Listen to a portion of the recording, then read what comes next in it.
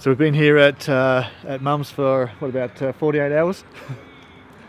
It's been pretty hectic. 48 hours getting organised. Thanks for your help, Mum. Oh, my pleasure. Sorry to see you go.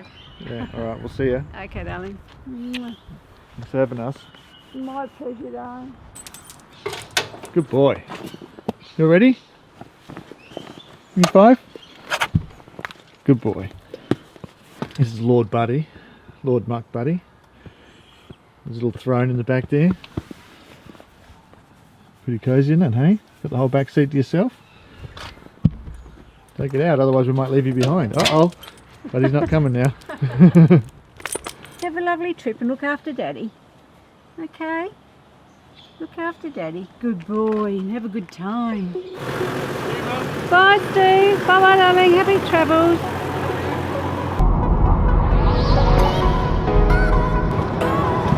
Alright guys, we are back on the road again, heading north. Away from the crappy southern winter and into some nice sunshine.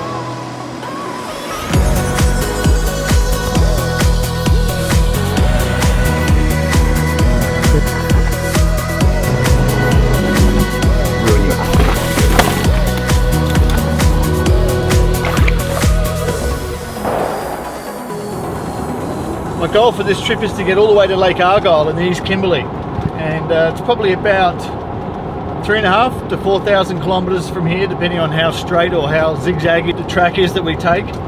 If you've seen our film series, The Big Lap, you'll probably remember that we stopped in at Lake Argyle for about 6 weeks. There's absolutely no wind now, and we're doing about 70 kilometres an hour. We have up to 25,000 freshwater crocodiles at the moment. When we got out here, I just threw my line in casually, caught the first fish of the day on the first cast. I must say I'm pretty happy with it.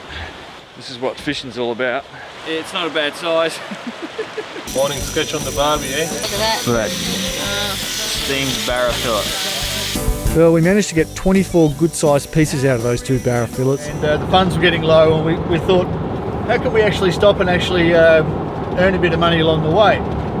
So we had a chat to Charlie, who has the caravan park there, the Lake Argyle village, and we came up with this idea of running a tailgate pancake breakfast for the other people in the caravan park. It's all under control, really. Yes. Thank you very much. Wow. This is better than barra. For 6 weeks, practically every morning for 6 weeks, we cooked pancakes on the tailgate, and it helped us make some extra dollars. That's pretty much where we've gotten to with the pancake making. We had the ultimate compliment the other day from a little girl, didn't she? She said they would like just like McDonald's pancakes. That's what we've been striving for. That's what we've been striving for. Oh, So you like that? I also spent some time filming another documentary series, not a series, a standalone documentary which I called Discovering Lake Argyle. Well, no doubt building the dams was a huge challenge, but it wasn't the last one. The next step was to find crops that would really thrive in this area. It's such a fascinating part of the world, and when we first came across it on our trip, we just fell in love with the history of the place. You know, the Durack family history going back into the mid-1800s. This was the news that Patsy was waiting for. He committed £70,000 to the largest cattle trek in Australia's history at that time. 7,250 head of cattle would be walked overland from Queensland to the Kimberley, a trek that would take them more than 2 years. It's the whole conception and development of the Ord River scheme, which ultimately led to the building of Lake Argyle, which is actually Australia's largest man-made lake. Kimberley Durack's dream of harnessing the power of the Ord River is a reality, with Lake Argyle being the biggest man-made lake in Australia, in fact one of the biggest in the world.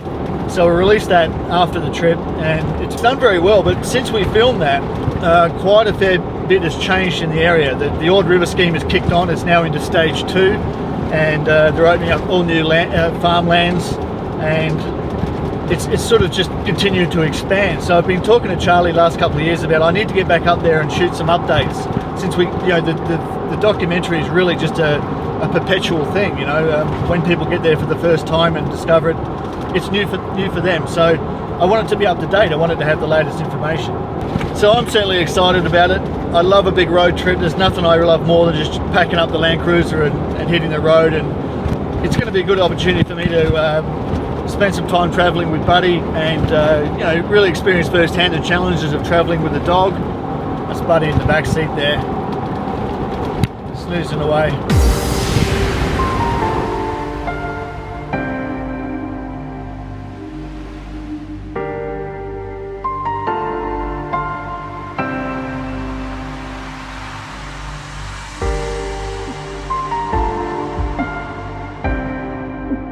Alright guys, we made it as far as the Craddock Hotel, which is about, I think about 30 kilometres short of Hawker, and we got here just on dark, and you can actually just camp out the back of the pub, just a big open space. You can't see anything now because it's dark, but I'll show you in the morning. And it's only, feels like it's late, but it's only like 6:15. But I think it's going to be a pretty early night for the Budmeister and myself. He's just had his dinner. This is him down here. Say hello, buddy. He's doing his yoga.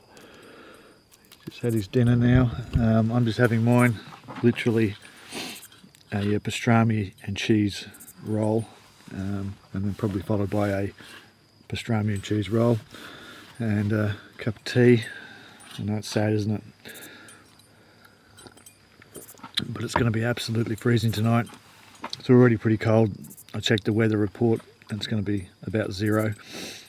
So a good thing we'll be sleeping in the car. I just hope his buddy doesn't get too cold. It's hard, he can't pull the blankets up over himself, so I've got a little jacket that goes on him. I'll stick that on, that might help. And I'll tuck him in with some blankets, and hopefully he'll stay that way all the night, doesn't get up and move around and they all fall off. But anyway, we'll survive one way or another. Alright guys, I will leave it there for the day. As soon as I get up in the morning, I'll grab the camera out, show you around the place. Quite a nice looking little outback. Well, not quite outback, but you know, we're on the verge of the outback. We'll be in the outback tomorrow. This is really sheep country out this way, at the southern end of the Flinders Ranges. Absolutely beautiful countryside. But I'll show you a bit of that tomorrow, because at the moment, it's just pretty much blackness.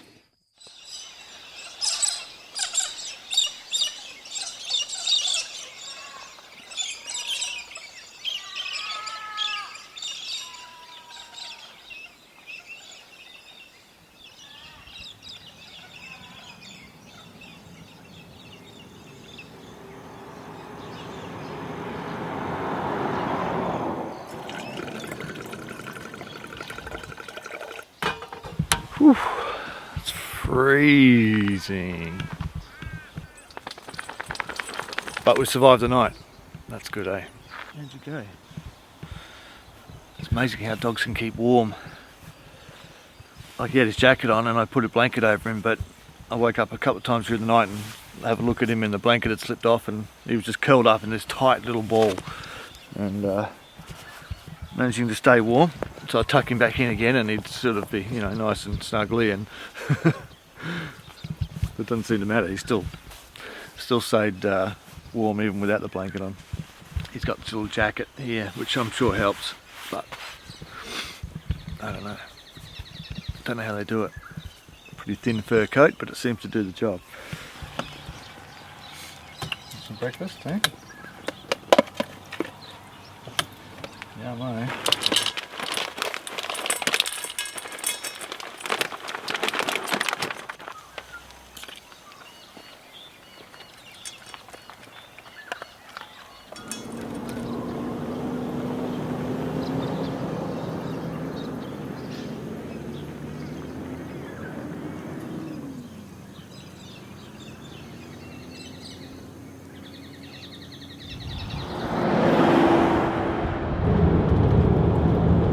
So the goal today, guys, is to get to Eyre, which is the start of the Oodnadatta Track and the southern end of the Birdsville Track. It's also where we'll get some dirt under the tyres, which is really what I want to do. So actually today we're skirting up the western edge of the Flinders Ranges, and over here on my right is the Flinders Ranges National Park, or the Eyre Flinders Ranges National Park as it's called these days. So what we're looking at over here is actually the outside edge of Wilpena Pound. And last year we came up here, I came up here with the girls, and we walked into Wilpena Pound, we climbed up to the top of it in a couple of spots, and now today I'm skirting up the western side of it. So this is Wilpena Pound here, and we're just over here at this spot. So we're basically looking across here.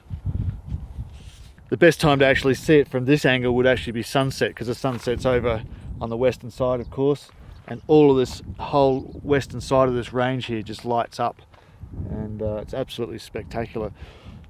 Doesn't work timing wise for me on this trip, but I've driven up here before around sunset and it's just gorgeous. So if you're coming up this way and you can manage to be along this road somewhere around sunset, you certainly won't regret it.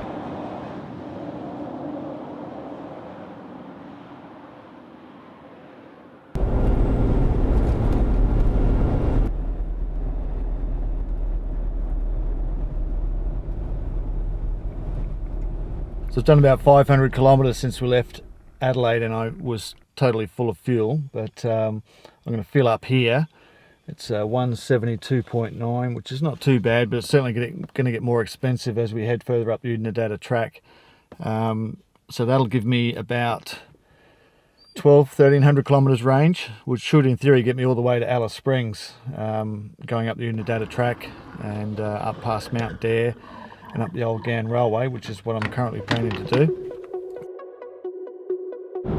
Just coming into Lyndhurst now, which is also the end of the bitumen road. Just out on the other side of Lyndhurst it turns to dirt. I'm just going to check the diesel price here, because I saw a sign back there that said discount diesel.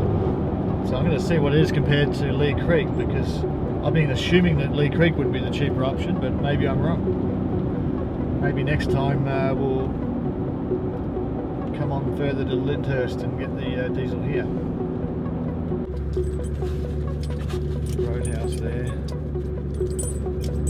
Oh, he's 163.9 at the Roadhouse. Okay, well there you go, 163.9 at the Lyndhurst Roadhouse, and that's a lot cheaper than Lee Creek. So there you go, there's a lesson for you.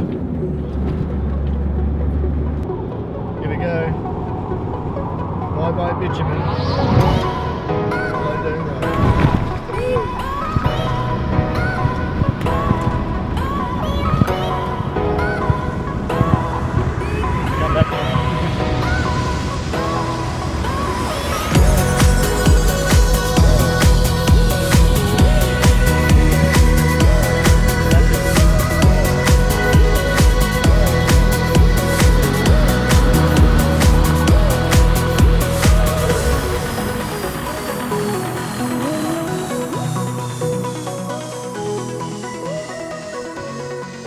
So I was looking for a place to actually pull over and let some air out of the tyres, because this road is really gravelly, and I've got the tyres up at highway pressures at around 38-40 pounds, and I glanced over and saw this ramp, and it's almost like they put it here just for the purpose of letting your tyres down. So either it'll just get in a specky shot of your car, either it serves some completely different purpose that's nothing related to letting tyres down or taking photos of cars, and that's most likely the scenario.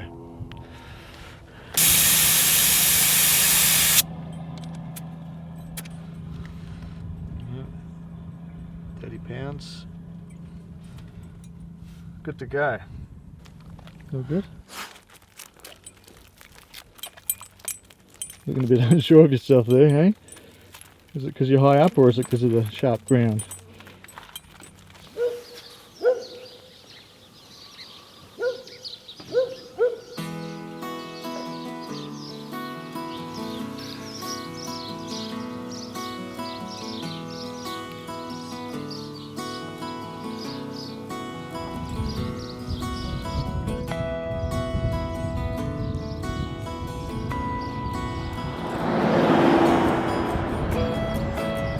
Morning guys, we've just left Maree.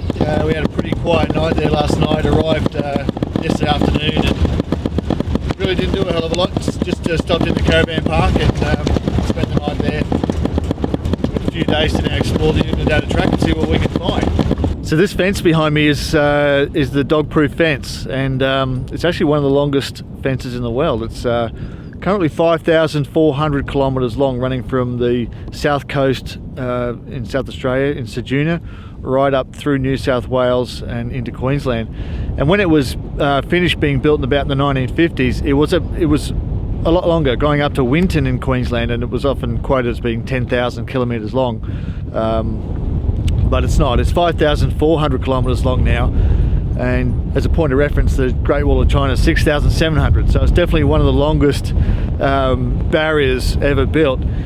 But the goal of the dog-proof fence is to keep dingoes and also wild dogs on the northern side, and which is the side I'm standing on right now, and to stop them coming down into the southern areas where the sheep are grazing. And obviously dingoes and wild dogs are a threat to sheep and especially lambs. And so it was built basically to just keep them all on one side, and it's still maintained to this day. And you can have a look at the edges of it. It's all very, complete. There's no way that a dog could easily get through it unless they were digging holes. And on the road itself, they actually have a cattle grid, and I assume that works for dogs as well. And in fact, we have a dog. We have a dog handy, so I figured since we've come this far, let's test the theory and see if the dog can go across the grid. So pretend you're a wild dingo on the northern side. You want to go and eat some nice juicy lambs.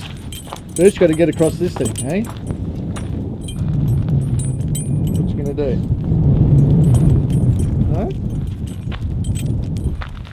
Seems to work. He doesn't want to go across. So I'll try and lead him across. Doesn't like the old cattle grid, do you, eh?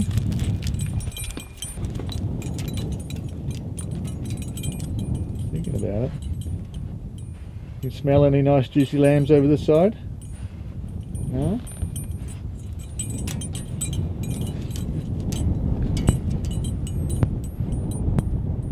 Seems to work. He's not excited about it. Frankly, if I wasn't standing here, he'd probably have no reason at all. Come on. Well, it definitely works. Good boy. Good boy, buddy. Good boy.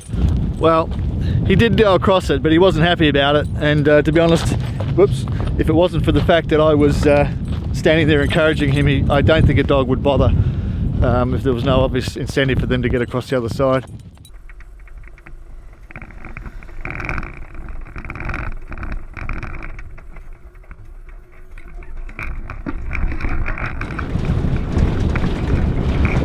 The people we just passed on the road back there just pulled over the edge of the road. They had a flat tyre in the back right hand corner of the car, and it's not actually that surprising. The tyres were, the profile of the tyres was like this. They're virtually low profile tyres, which is absolutely the last thing you need on a track like this. Problem is, people buy these new fancy high-tech four-wheel drives, and they come with these 19 and 20-inch rims and these rubber band tyres, which are great fun for driving around the city, and they perform well on corners and they do everything, and they're perfect for everywhere except off-road. So if you're coming out of somewhere like this, you've got to swap them for some serious four-wheel drive tyres. I mean, roads like this are just, which is just rough stones and rocks. Of course they're going to destroy a low profile tyre. There's just no ability for the tyre to soak up the bumps. They're hard basically, and if you let them down to be soft, then the rocks are going to be hitting the rims underneath. They're going to destroy the tyre really fast. Tyres are the #1 most important component of your car. I mean, literally your life is riding on your tyres. So if you do nothing else at all to your four-wheel drive, put proper four-wheel drive tyres. You want light truck construction. Most of your problems will be solved by just doing that.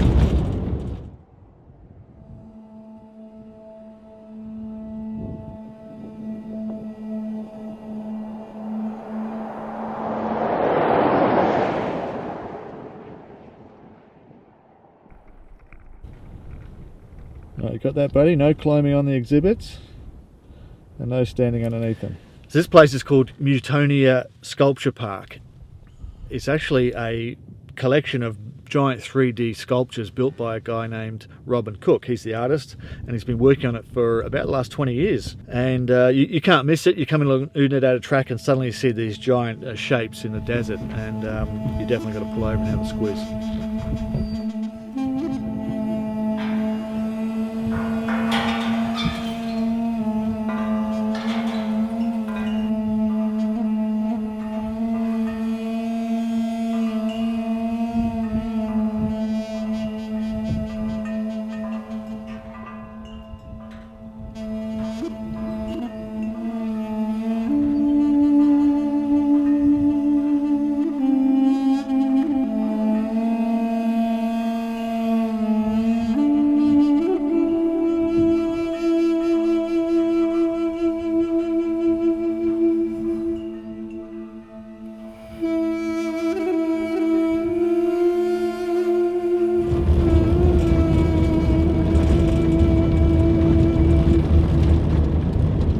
Slow down and let this guy pass.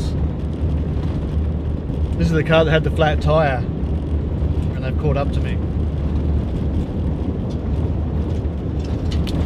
Now they're going to spray me with rocks. Please don't break my windscreen. Amazing. Must be doing 90 to 100 k's an hour. Towing a caravan on this road, and in what's basically a two-wheel drive. It's an all-wheel drive Audi. Yeah.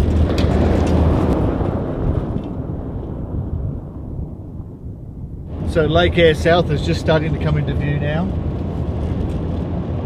out the right side of the car, and this is really the southern edge of Lake Eyre. It just stretches a long way to the north from here, and this is a salt lake. It's sometimes, very occasionally, it really fills up and you can actually get to the water from the road here. At the moment it's still dry, but further north there is water in the lake. Massive rains in Queensland a few months ago have slowly been working their way down and just starting to come into the top of the lake. I don't know if it's going to get all the way down to here. It just depends on the volume of rain that they had. Just looking down at the lake now, and it's a lot muddier than it was last year. I was here last year with the girls, and we went out and walked out a few hundred metres out into the lake, and it was muddy, but it was quite a lot more salty. But now just looking at it down here where we walked last year, and it looks like almost completely mud. It's like it's been wet, but it's there's no water in it now.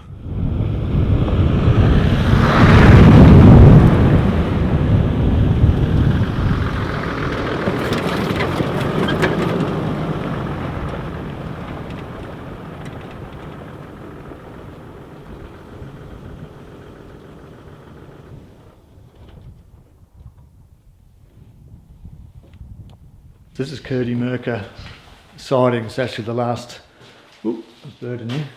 It's the last remaining siding left that's relatively intact along the Old Gang Railway. Not much here, it's just old rooms. Lots of birds and animal life living in here at some stage. I suppose you could sleep in here if it was an emergency, but I don't know.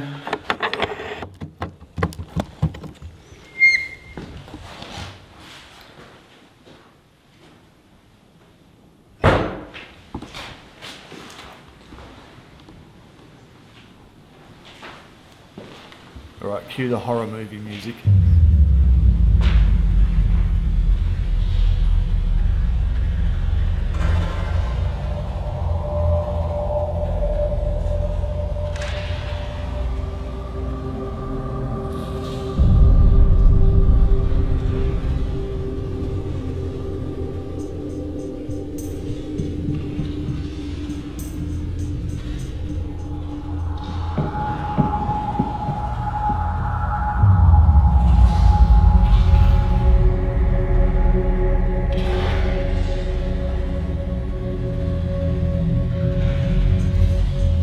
Righto, that's enough.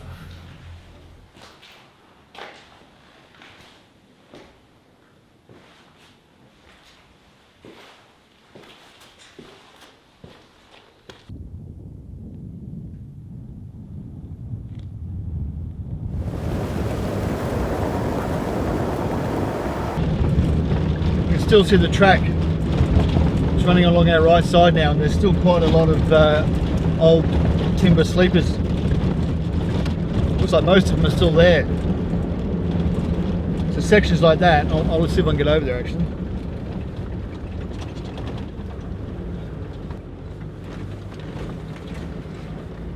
So obviously they're just going to rot away to nothing, so it's a good opportunity to collect firewood if you're planning on having a campfire.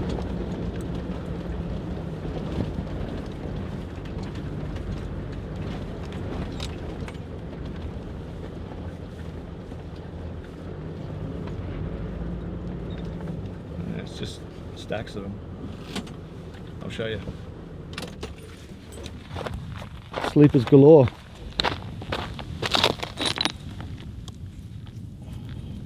All the old pegs that they used to hold the rails on with. Ties, I think they call them.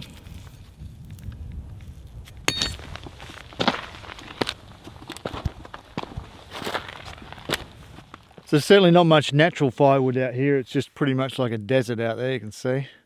But fortunately there's all these sleepers still here, and so there's still a good source of firewood. One of the old telegraph poles.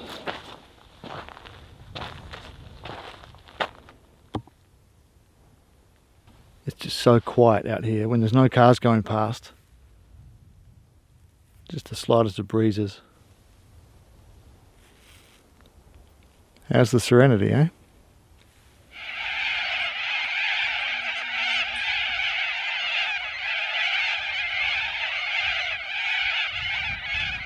So here's one of these water towers up close.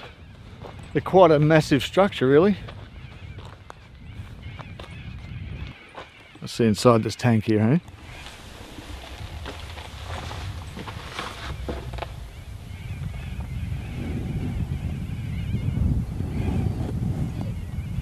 Any bodies?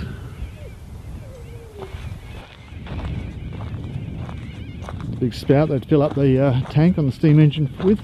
The tank way over there must have some pipes running under the ground, and comes out there. I'm trying to work out where to stop tonight. I'm not waving at you, I'm shooing off the flies because suddenly we have flies. Didn't have it yesterday, flies today. Where are we? Okay, so we are here. Beresford Ruins, right there. William Creek is here. Oodnadatta's there. Mount Dare is there. And Alice Springs is up there. So, looking at perspective, that's Alice Springs, Oodnadatta, William Creek, Murray. So today we've gone that far, which is not very far really, and I've got 2 more nights before Alice Springs, which means I've got to make quite a bit more ground in the next couple of days than what I have so far. It's one thing to meander along the track, but the reality is you've got to get where you need to go, and I've got to get to Lake Argyle by about next Monday or Tuesday. It's currently Tuesday, so I've got about a week to get there, but still a very long way to go. So now I'm wondering, what do I do? Do I stop at William Creek tonight? Do I keep going past William Creek and maybe stop on the side of the track somewhere? What's the time now? So that's 10 to 4, so I've got about an hour and 15, hour and 20 minutes of daylight. It's a dilemma. My gut's telling me to go to William Creek, stay there the night, and then have a fairly big day tomorrow, get to Mount Dare, and then from Mount Dare into Alice Springs up the Old Game Railway. 2 fairly big days, but not massive, not unachievable. So I think I'll do that. Yeah, we'll do that. Unless I change my mind, that's what we're doing. If I change my mind, I'll be sure and let you know.